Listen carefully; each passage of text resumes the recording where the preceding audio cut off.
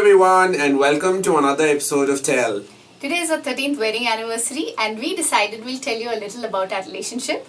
And how we lived together for the past 13 years. So, we are business partners as well. So, 24/7 we are together, and a lot of our clients and friends wanted to know how we do this without going cuckoo. Staying with each other throughout the day without going crazy. So, we thought we'll do a video about how we do it. Yeah, we've been together. We are actually together 24 hours a day, 7 days a week, 365 days a year. And a lot of our friends were wondering how we are able to, as they say, tolerate each other throughout the day and night. Some of them even asked me, don't you need a break? Because we wait for our husbands to leave for work. And here you're working with him, so how do you manage?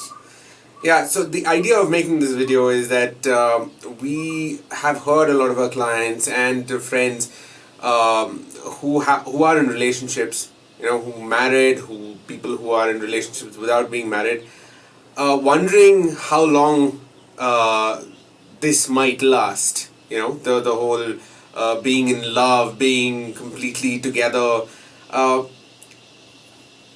The doubt that is created in the beginning itself kind of seeps in the poison for the future. So we thought we'd share with you our experiences of how we were able to live without any problems together 24 hours a day, as we told you earlier, and how we love being together, not just to be together, but love being together. We enjoy being together. Yeah. It's exciting, it's interesting, it's fun. We do have fights as well. Yeah, any relationship that does not have a fight, there's something wrong with that, because the two different individuals who are With different upbringing. and who have their own personalities, who have their own perspectives of life, you will have certain times when things don't go your way or the other person's way, and you tend to not agree with everything.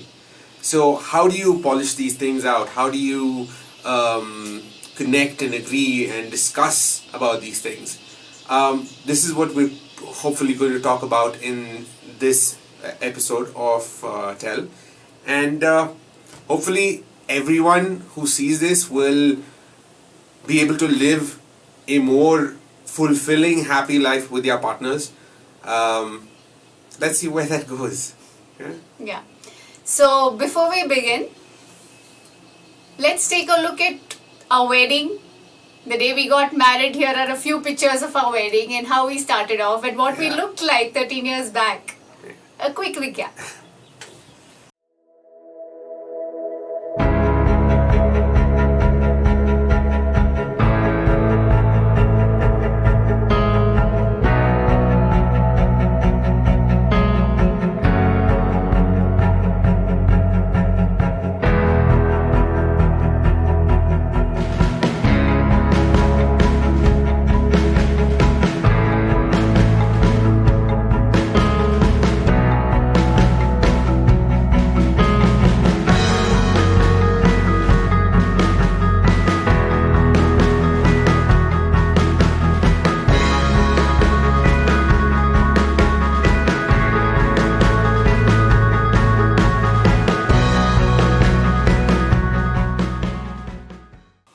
So, like you guys saw, what is the difference between then and now? Well, the difference between then and now, other than the fact that I've no hair anymore and I've put on a little more weight, is the fact that we've got to know each other a lot more comfortable with each other. We know each other in and out. There is no secrets that we don't know about each other. And that kind of gives you a feeling of freedom, to say the least. It's when we keep those secrets and we wonder, oh, I shouldn't say this, I shouldn't say that, or I should keep this as a secret. It plays on your mind over a period of time, and that converts into, not having enough trust, or the respect goes away because you're trying to hide something, whatever it may be. So what It- we've it realized, creates stress. yeah, it stresses your body out anyways. But what we've realized over a period of time is that there are a few things that are very required for a couple to be uh, very strong in their relationship. One of them being respect. And when I say respect, I do not mean fear. I mean mutual adoration, mutual respect for each other, knowing what the other person likes and dislikes, and not pushing your ideas across or pushing what you want across, but discussing and identifying a place of balance. There is always a center ground for everyone to meet at. And unfortunately, what happens is when we start getting comfortable or we get used to somebody, we tend to push that person into a corner, whichever party that is. That it could be the guy or the girl who is more dominant, and they tend to push the not so dominant aspect of the relationship into a corner. And over a period of time, that becomes the norm, that becomes the way you act. Usually it's the man who does that. And then we turn around and look at the relationship and say, you know what, my wife is like this, she doesn't, I can't take her to parties, I can't do this, I can't do that, I don't. So basically you realize that respect is gone. And the respect is gone because you've pushed that person to a place where they don't belong. They belong next to you, right by your side, having the same amount of respect that they give you and you have to give them. Right? Then you have the aspect of trust. Yeah. So trust is something again that is not something that happens overnight. It is built. Trust is built only when each of you know about each other. Each of you confide in each other. And when you confide in the other person and the other person holds your secret, holds whatever it may be, without spreading it out of the world, that becomes a space of trust. That becomes a safe space, a sanctuary, if you may, for both Where of you. you can be vulnerable enough to talk about your weaknesses and things you're not comfortable about, and know that you will not be insulted, or this will They not might- be used on a later date against you. Having that trust. You might not feel comfortable with with certain truths that are told or shared, but there is no truth that you cannot get over. Whatever your belief might be, whatever your moral compass might be, it is over a period of time that you have been indoctrinated by society's norms. You are either with society or with your partner. You have to decide that before this whole thing goes forward. You have to decide whether you're going to be their partner, or your friends are more important, or your parents are more important, or somebody else in your life is more important than your partner. The moment your partner is second in anything, including work, business, whatever it may be, if your partner is made second, problems are bound to grow. You're not going to have the relationship that you yearn for. Even if you're a dominant person, you want that compassion, you want that person that you can go to for anything and any time. You don't want to hold everything within. You don't want to have the stress that is going to probably kill you at a later stage. It is mostly because of that. And there is a lot of ego also involved in it. And with your partner, there should be no ego at all. There is no need for ego because they are an extension of who you are. And you are an extension of who they are. And that's how you grow.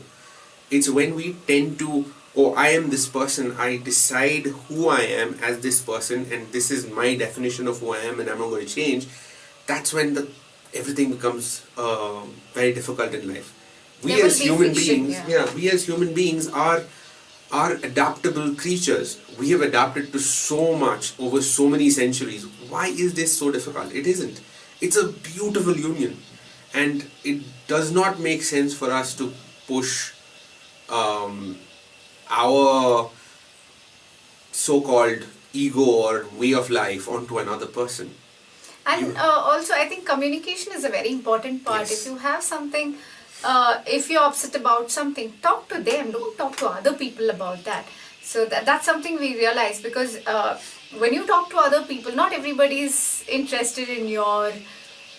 Maybe they are. Maybe they are. But they are going to come from their perspective of Your life. relationship is unique. It's special for you. So you know your partner. No one else knows your partner the way you do. And when you take advice from others about what you need to be in your relationship, It sometimes turns into a great thing if that person on the other side is rooting for both of you and is rooting for both of you to get together. But most of the time, what we've realized is that gap, or let me put it this way, there is an inner circle, and that inner circle has only two members: you and your partner. That's it. For a long time in our life, we never looked at the inner circle as a space where it was only for both of us. We invited the world into our inner circle, and trust me, it was beautiful at times, and it was absolutely disastrous for us, for our relationship at a lot of times. And it was not because the third person who came in, who would have been the closest friends with us, was looking to divide us. They were looking at our life as through their perspective of life, what they thought was right and wrong in their perspective of life. what Nobody- I should be doing as a wife and what he should be doing as a Exactly. husband, and we don't have any roles defined for us ourselves. We don't have this husband and wife roles defined for us, and the role of husband and wife is defined by society, and society constantly keeps changing, and you have to keep changing with society. And where are you at the end of it? You're lost. You're following a trend, so to speak. You're constantly following a trend, and you're just going to follow what is being told by the majority of people. And you have to understand that the majority of people that you listen to don't truly have great relationships in the first place. Look at their background, look how good their relationships have been with work, with colleagues, with partners, whatever it may be. They are talking from their perspective of life. There is nothing wrong with what they're saying. Yeah, for them But it might be true, but it may not be true for It you. may not be true for you, but when you buy another person's perspective of life, that becomes true for you. If you act on it. But you know better. So like we told you, the base principles, the foundations of a relationship have to be respect and trust. If you have any doubt, talk it out. Immediately speak to the other person. Speak to the other person. There are times when you don't want to speak. People have different processes that they go through. Like sometimes you need to be silent. You need to get away from that. And when you are in the emotional hijack stage, do not talk, because if you talk during the emotional hijack stage, it's just going to fight. Take your time out. Calm down, relax, get to a space where you are able to think Objectively. think objectively rather than react to a situation. And also, I And then found talk. this very useful. Anytime there's some friction, I look at what is it that I want at the end of the day. Is it to prove that I'm right and he's wrong, or prove anything at all, or what is the ultimate thing that I'm looking for? I'm looking for harmony. I'm looking for a happy time together. So to get that, what do I do? What action do I need to take? There was one person in our life that came into our life. Hi Kiran auntie, thank you so much. But this beautiful lady, told us when we were having a little bit of a friction in our relationship. She told us, you know what? There are things you don't like about each other. But Or it's in not life, there are things that you don't like in life, Yeah, but you like but each other. It's these- not that you don't Yeah. like each other. It's the things that you don't like. Yeah, these are all just things that you don't like. It's not that you don't like each other, these are just things. And that kind of clicked so well, and it retained with us for so long. Even today, after I don't know how many years, 4 years? Yeah. 4 years now, 5 years, and it has still retained with us those words that impacted us in a very, very deep way. And it still holds very true.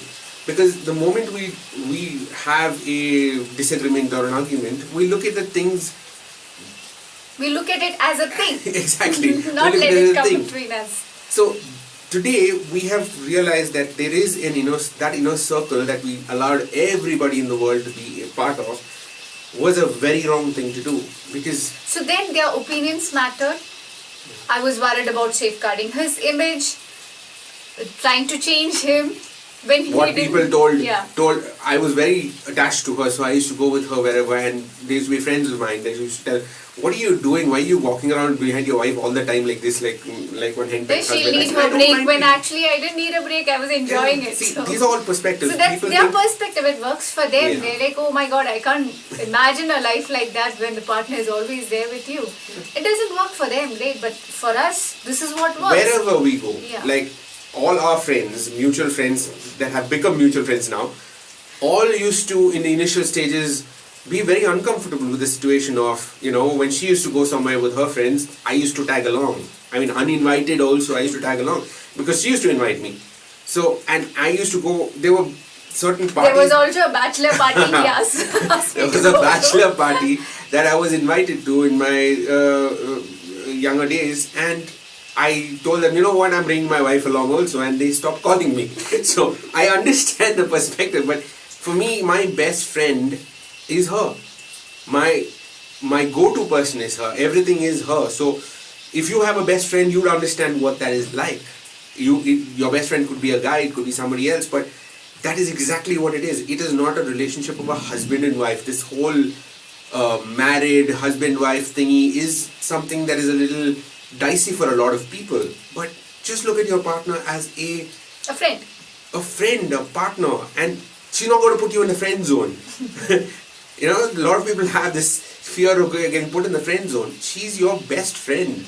She's somebody who's willing to share everything he has, and you're willing to share everything you have with your partner.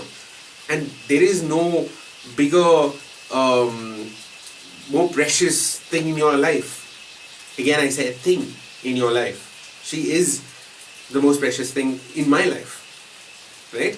Thank you. So, you're supposed to say it back to me. It's understood. It's implied. Okay, so now I wanted to talk to you guys about my first experience of being married. Wasn't exactly pleasant.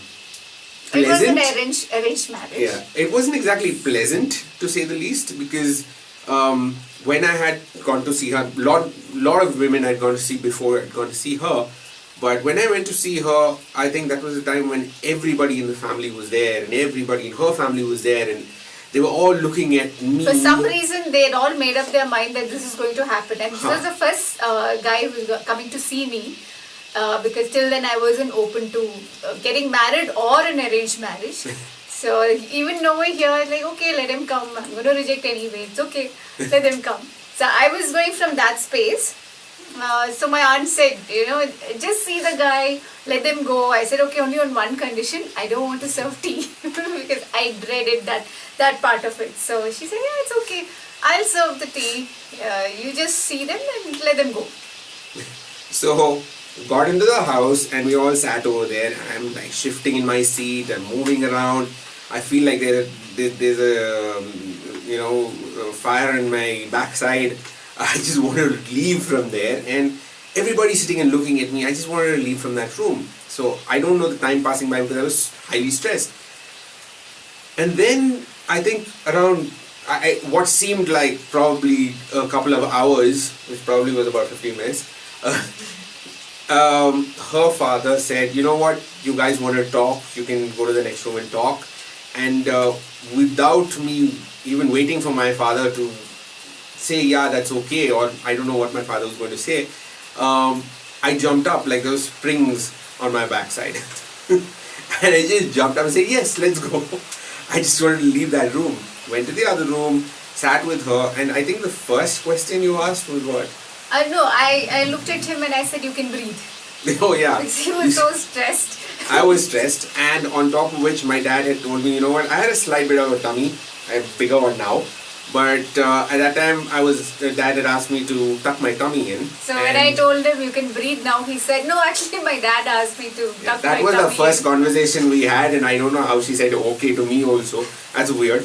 But then we sat next to each other, we had some snacks, and she was laughing, and that smile, I mean, I know all of you can see that smile right here, and that kind of melted me. There was no question in my mind. The only thing that was the question was that I hope she says yes too.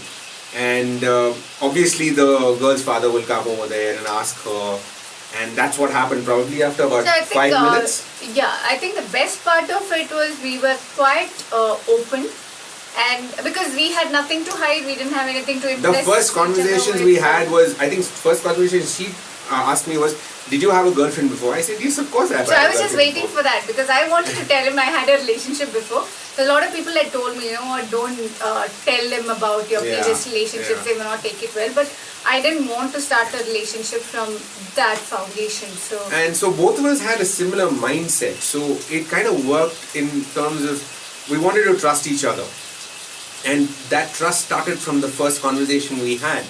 And yes, I did lie to her about my smoking, but that kind of went into a true... After a week. 2 days. 2 days after that, I told her, you know what, I actually do smoke.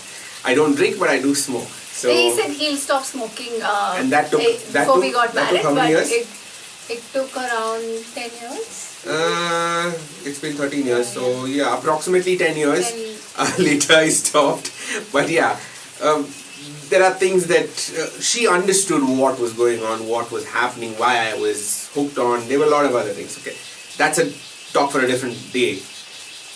So after that whole conversation happened, I think they gave us about 5 minutes of conversation, and that went so fast. It felt like 5 minutes, and went so fast, and we were so engrossed in talking to each other, and apparently I was showing off a little bit and stuff like that. Yeah, he was showing off quite a bit, saying obviously, I wanted to impress the girl. I work with all the big brands, the Taj, and, but I was like, yeah, it's okay. Yeah, I wanted to impress the girl, so you know what that's like. So, and after that, her dad came, asked her, and apparently she had told her dad, what did you tell your dad? I said, even if I like the guy, I'll need at least 6 This was before I even came. To know him and say yes. Yeah, this was before I even came over there. She said, you know, if I have to see the guy, I'm going to say no, and it's going to take about 6 months before I say okay or whatever it is. I have to know the guy properly and all that, which made total sense because that was kind of what was in my mind too.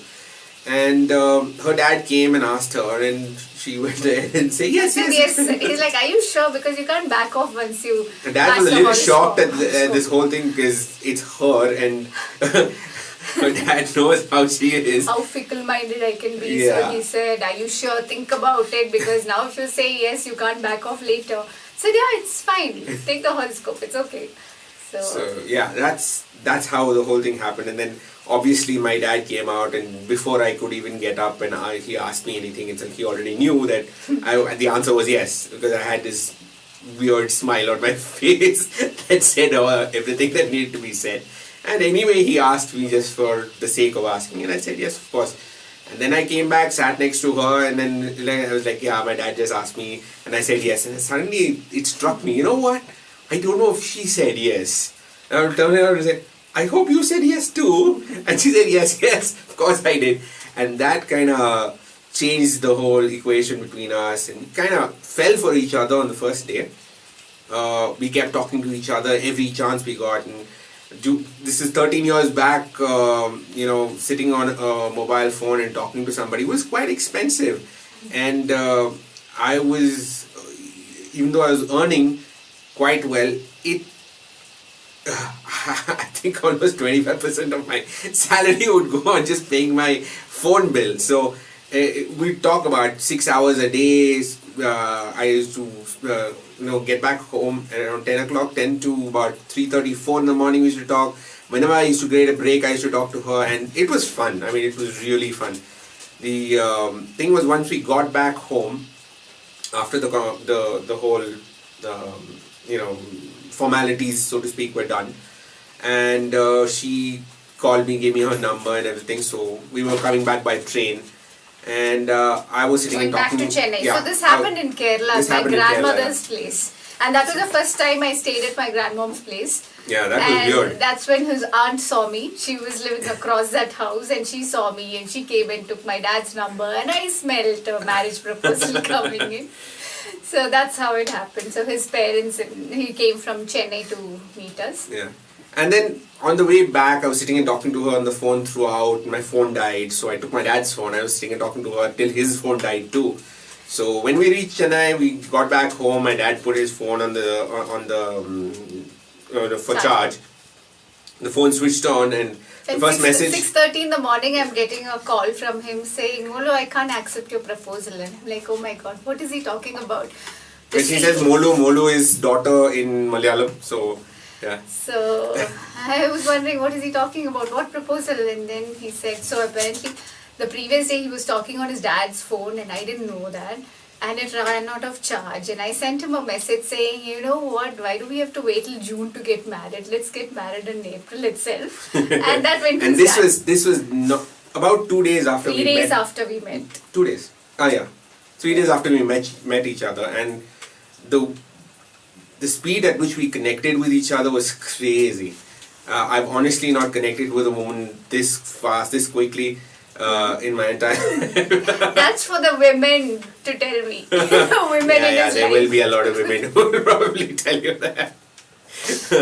So that's what happened, and we've been crazy about each other ever since. And honestly speaking, over a period of time, people say, things get washed down, watered down, you don't feel the same thing. Yeah, honestly so speaking, a yes. lot of people would, including my mother, would tell me, okay, we'll see. After 10 years, if you say the same thing, then I'll agree. Now it's been 13 years, so we've crossed the boundary of 10, so to speak. But over a period of time, what has happened is not that it's been watered down, but we've gotten so much closer to each other. It's become part of us. We've become part of each other. Literally, I mean, we can't imagine a day without each other, at least. There was a time I used to get scared thinking, oh, this level of dependency is not good. But then I realized it's actually not dependency, it's just that we're comfortable with each other. And when we have to do our own thing, we do it. So there's been a lot of time when she was somebody who held a lot of space for me, and through my insecurities and through my growth in whatever aspect of learning I wanted to do, there were times when you were very scared, you were insecure, all that was there. And she would be there next to me, and that helped me grow into a person that I truly love today. I love myself, and that's not something that was easy for me to say. Or let me just put it this way, I used to hate saying that. I used to hate looking at myself. There used to be a time in life. It's more or less the same even in my case. My self-image wasn't that great. During the time we got married, it was okayish. And there are a lot of talents I had which I didn't really use, thinking I'm not good enough. And then after he came into my life, he started encouraging me, and my self-image actually grew after we got married. It's totally different now. Yeah, today she's, let's just put it there, I have to stand aside. She's become solid now. She's become a mini celebrity as such because she sings so beautifully. And she's actually put out her talents into... And yeah, now I'm comfortable listening to this as well, because earlier when people praised me, I would feel very uncomfortable. I would want to run away. I've had a lot of fights with him, telling him not to praise me in front of people because it makes me uncomfortable. And then I started looking into why is it that I feel uncomfortable when somebody is saying something good about me. And that's how I started working on my self-image, and it's... And we've gone through a lot of a long phase of learning about what happens within us, why are we the way we are, and what can we do to improve those things. And we've done a lot of practical experiments on ourselves to figure out, it's not science experiments in a lab, but generally in life, we have identified how we can get what we want. We've studied... So even in a relationship, focusing on what we wish to have. not on our fears. Sometimes people, right now, even today, my mother was saying, during their days, women had no choice. Today, we are financially independent and we can do what we want. We can walk out of a relationship when we want. But when you're going from that space, your focus is at where do I, at what point do I exit the relationship? When my back door is always open, anytime I can run away. And there was a time I used to do that too. I was too scared to get too close, thinking, what if I get hurt in the relationship? Then what happens? So I'm constantly guarding myself so that I don't get hurt. And then I realized there is no need for that. It takes a little time. Sometimes what happens is you've gone through certain traumas in life. I've gone through certain traumas in life. And you tend to go back to those traumas and try and figure out if that's going to happen again and again in every relationship. And you tend to self-sabotage something good in your life most of the time when that happens. But we've learned to go beyond that and understand that it is us. I don't have to fight to be with her. I am so comfortable being around her. It's part of my life, and it's the same for her, and it's so easy for us to live. There is no conflict, there is none of that. Even when there are differences of opinion, we sit and talk. We talk about it. We communicate. We try to figure out what the other person is thinking. Why are they thinking that way? Exactly. And if you have something that your thought pattern is, you explain why you're thinking that way, and then from that space of understanding, you tend to be able to come to a common ground. Come to a place where you both understand, and if you need to do it, you need to do it. If you don't need to do it, you don't need to do it. So you come together as a couple that way to understand each other's pros and cons, and it works brilliantly. So hoping that this has given a little bit of, it's been more than half an hour. So this is one of our longest videos yet. So hopefully this will help anybody who's going to get into a relationship, or anybody who is in a relationship. If you have some questions, if you would like some tips or anything, we can help. We're not assuring that we may not be able to help you with everything. So what has happened is, the reason we are even saying that is because we've studied into it. We have done processes like NLP and mental space psychology, and we've studied into quantum physics, we've studied into psychology, we've studied into the mind, the body, how we function, and how all this is interacting with each other, and trying to bring a balance based on your belief system, based on what you think about life, and where it's come from, and how you can mold yourself to what you want in life, rather than us always focusing on what we don't want in life. We don't want this to happen, we don't want that to happen in life. Your mind doesn't know, your brain doesn't know the difference. Your brain is always focusing on what you're focusing on. I don't want this to happen in my life, and my brain is focusing on this. So you're going to get that. So learn to focus your brain on what you want rather than what you don't want. So that's one small tip from our side, from our experience. This is not something that I'm saying is true for everyone, but this has been our experience, and this has been our life, and it's been great for 13 years. And hopefully for another 50 years. I don't know if I'll live that long, but let's see. Anyways, it's been awesome talking to you all. And hopefully we will catch up soon in our next coming episodes. If you liked what you saw, what you heard, do press the like button and subscribe to our channel. Yes. And click the bell icon if you would like notifications on our upcoming videos. Yes. Thank you so much for listening. Take care. Bye-bye.